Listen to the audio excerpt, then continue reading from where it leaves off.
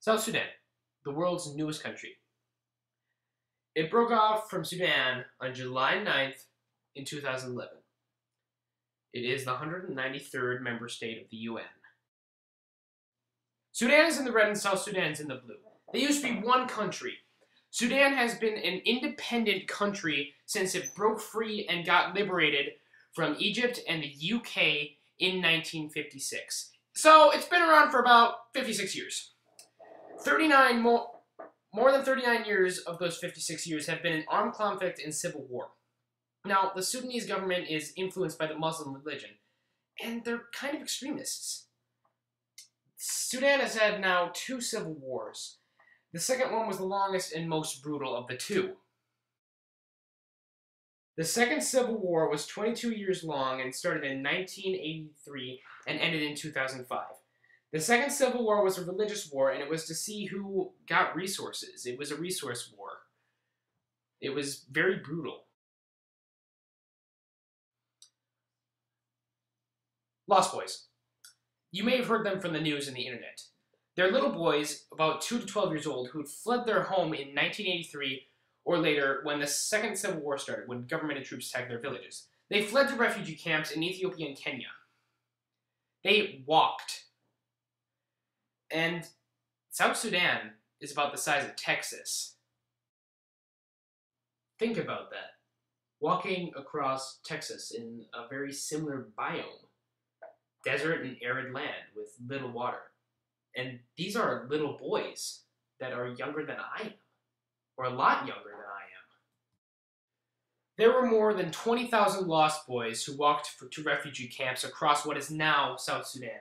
Many died of starvation, dehydration, bombs and landmines left from government troops, disease, and wild animal attacks.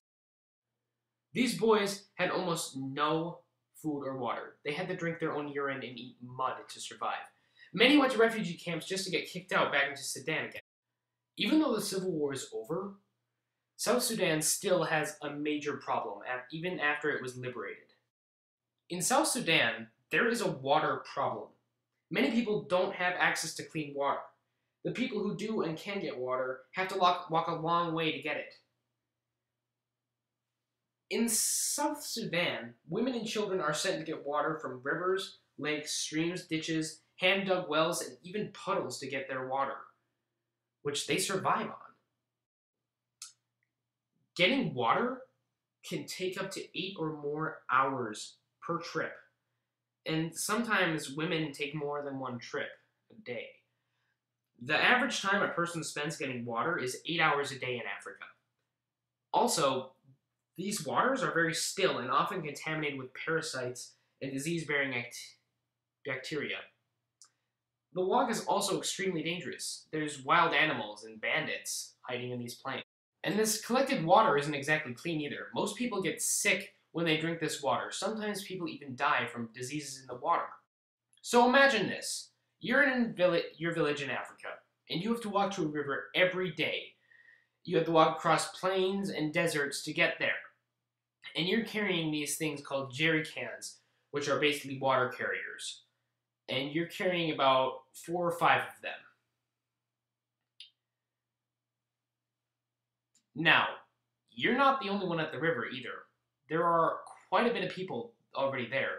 Maybe washing clothes, getting water. Someone might be relieving themselves upriver, which is kind of gross.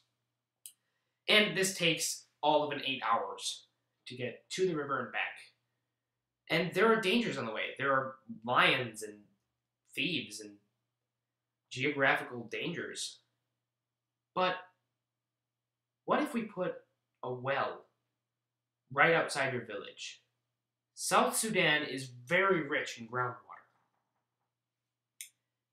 But the only problem is South Sudan doesn't have the money and workers to drill wells and build them. But how do they get these wells? So how can we get a well? So there are 2 nonprofit organizations working together to build wells in South Sudan. They're called H2o for Life and Water for South Sudan Incorporated. With donations, these organizations build wells for villages and towns in South Sudan. Every $15,000 builds one well in South Sudan. One well in South Sudan can provide people with water for generations. The wells are drilled and built by a man named Salva Dutt. He was a former lost boy and came to the US when he was picked by the UN. But why donate? So back to your little village. Instead of having to go 8 hours to walk to your dirty river, you don't have to anymore. You can go as much as about 30 minutes, let's say, to this well where you can get clean water, which is much more healthy than that dirty water. And this saves people a lot of time, which opens up job opportunities. They can go to school, and markets spring up around these wells very quickly. If you donate, it's tax deductible, and you feel great about yourself. The only con is you have to pay, and any donation is accepted. But now back to your diagram. Since you no longer have to walk across all these plains, you can go to this well where you can also get food and buy stuff in these markets, which is creating jobs for people. And you can go to school. You can get an education so you can get a job. And it's a big chain effect of which is very good for countries like South Sudan. With all this saved time, you can get a lot done. And basically, clean water equals progress and good health. Infant mortality rates and disease rates will drop if more than one well is built. So, if it's mostly pros, why not donate? Thank you for watching, and have a nice day.